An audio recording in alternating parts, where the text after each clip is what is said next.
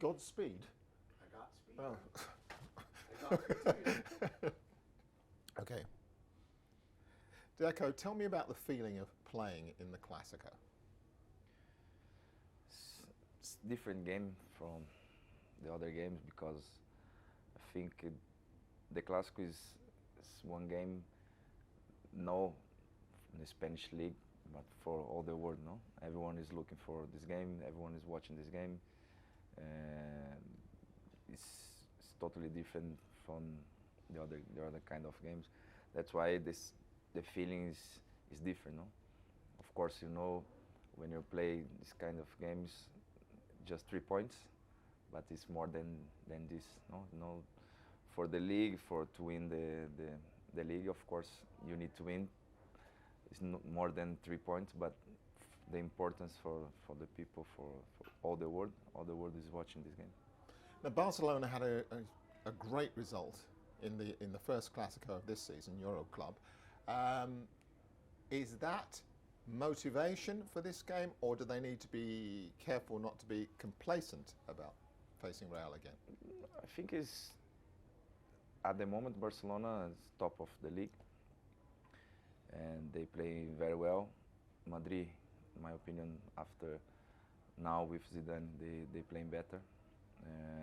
They have fantastic players too, like Barcelona. Of course, in my opinion, there's no favorite for this game. Of course, Barcelona is playing at home, but I think it's a difficult game for both.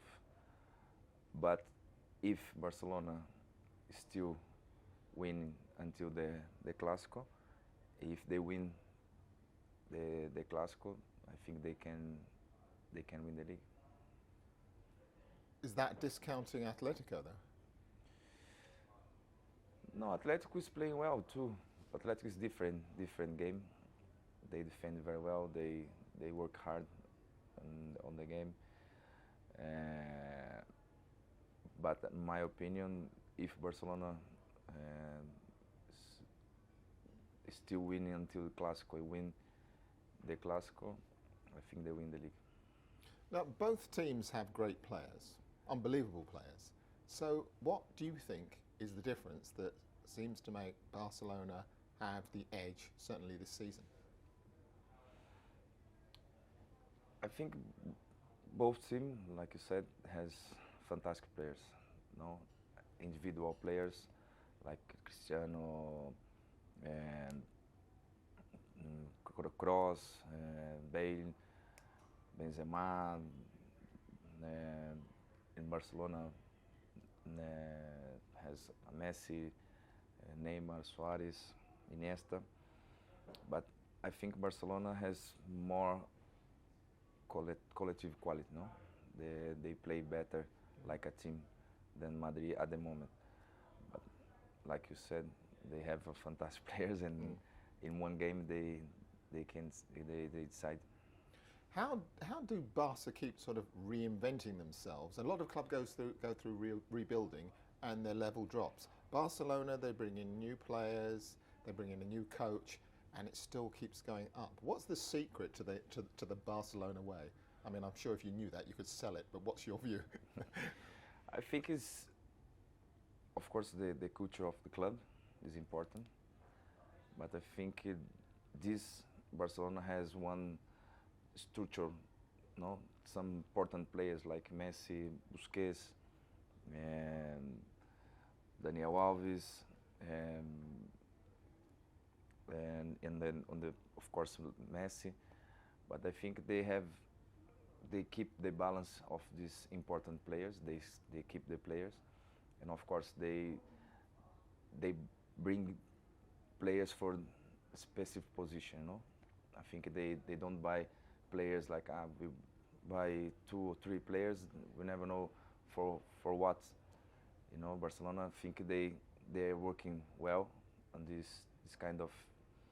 They plan everything, okay, and you see when they lose Xavi, for example, they bring Rakitic for that position, and I think they are working very well.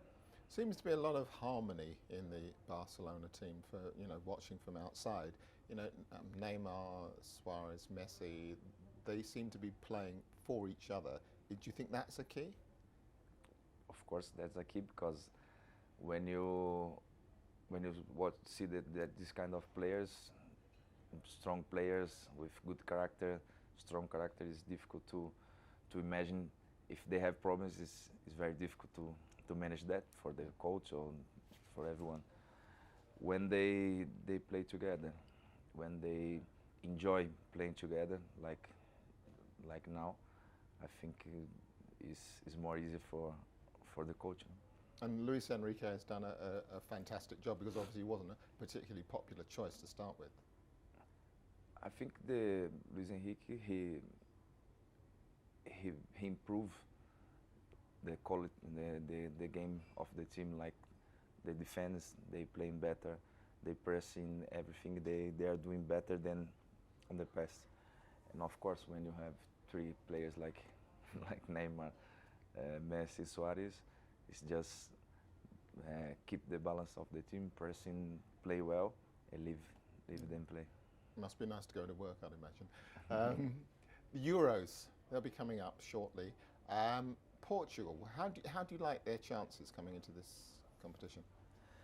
I think Portugal at this moment has a good team, and similar like in 2004, because when we in 2004 we had fantastic players, fantastic generation like Figo, Rui Costa, Pauleta, Fernando Couto, and our generation, young players from Porto, no? When we won the Champions League, and was a mix of these two generations.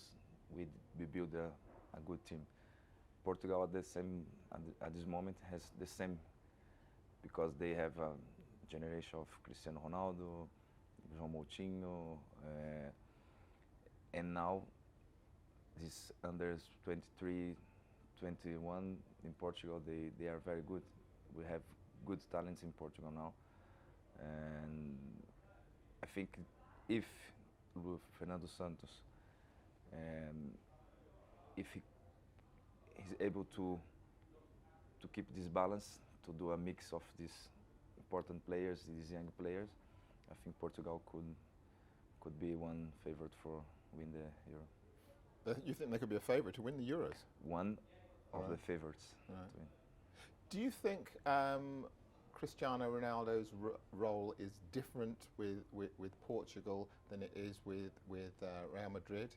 In that, I mean, he's the man at both places, but he has some pretty heavyweight colleagues around him at Real Madrid. Whereas, Of course, you know, Madrid is different, no? Yeah. They have a lot of quality. Portugal too, but of course. But I think he's playing very well in the national team now, because he found his place on the pitch.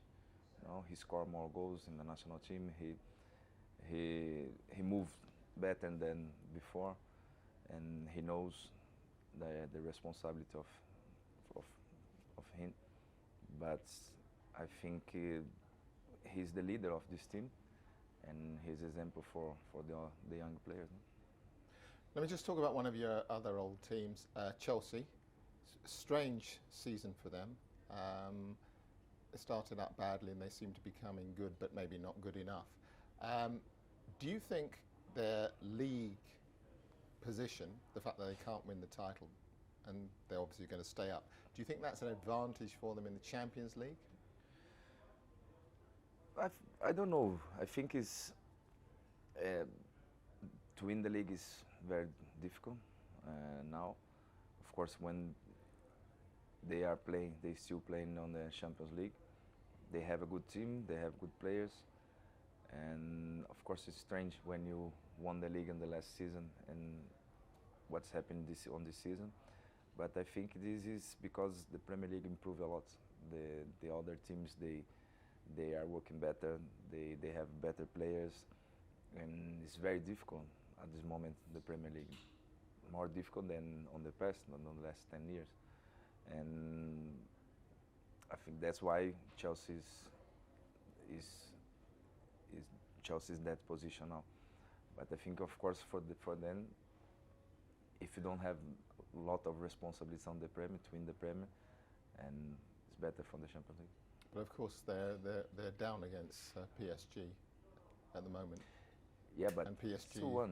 I think they. Oh, you think they can overcome them? Yeah, I think so. One last question in English. Mourinho to United, if that happens, do you think that that's a good fit? You know him well as a fellow Portuguese. I think Mourinho, on his career, and when he came to Porto was 2 years without titles. It was too much for Porto at that moment, and he built a fantastic team and bring titles back. And after that, he moved to Chelsea and did the same. After that, he moved to Inter, did the same. Madrid was difficult, but he won some titles because he played against the best Barcelona on the history. And come back to Chelsea and won again. I think his history is enough to say that he's able to help United to bring back United to the titles, and I think he's the one. Good deal. We need him back in the Premier League, I think. I love his personality. Yeah. All right, so you want Deco, to... ¿te puedo hacer entonces Sí. un set de 4 preguntitas en español? ¿Vale? Sí, tranquilo. Pues básicamente trata de responderle a él también. Yo te las hago desde acá, sería más o menos la idea, ¿vale? Vale. En 3, 2, 1. Deco, te vi jugar en el Camp Nou, te vi salir del túnel. Eras parte de esa gran legión de estrellas que ha pasado por el Fútbol Club Barcelona. Sobre todo te vi en un partido interesante, te vi ante el Real Madrid, en un clásico. Salías, estaba Titi, estaba un par de gente que bien recuerdas. Esa sensación de escribirla, a mí se me pararon los pelos. ¿Qué sentiste cuando saliste tú por ahí? Sí, el clásico es un partido distinto, porque es un partido donde no es un partido de la Liga Española, es un partido que todo el mundo está mirando, toda la gente. Yo creo que debe ser el partido más importante a nivel de clubes, ¿no? De una rivalidad entre dos clubes que ultrapasa, no es solo un tema nacional, no es un tema de España, es un tema mundial. Entonces, claro que estar en un partido de estos es una sensación distinta, es una sensación espectacular poder disfrutar y poder jugar partidos como estos. Has mencionado una palabra clave. Esto es un evento mundial. Ahora, así también es la responsabilidad cuando saltas al campo de juego. Es como esa responsabilidad que cargas. Eres parte de ese equipo. ¿Cómo la ves? Comparado a otros partidos también, ¿no? Yo creo que la responsabilidad lo sabemos, pero yo creo que cuando entras en el campo ya olvidas de esto, ya no, todo el ambiente ya no te, pero claro, sabes la responsabilidad que tienes de ganar, pero digo, en el partido no piensas en esto, claro, pero seguro que antes sí, antes sabes de toda la importancia que hay, y es un partido donde los nervios son mucho más que los demás, ¿no? Correcto. Antes, en la entrevista previa que te estaban haciendo, creo que hablabas de un tridente importante, Messi, Neymar y Suárez, del que hoy por hoy se habla en el Barcelona. Sin embargo, a mí me interesa lo que pasa detrás de ellos. Medio campo, posición que también tú ocupaste. Yo creo que formidable en el Barcelona en realidad. No, sí. No existieran si no estuviera el medio campo directamente.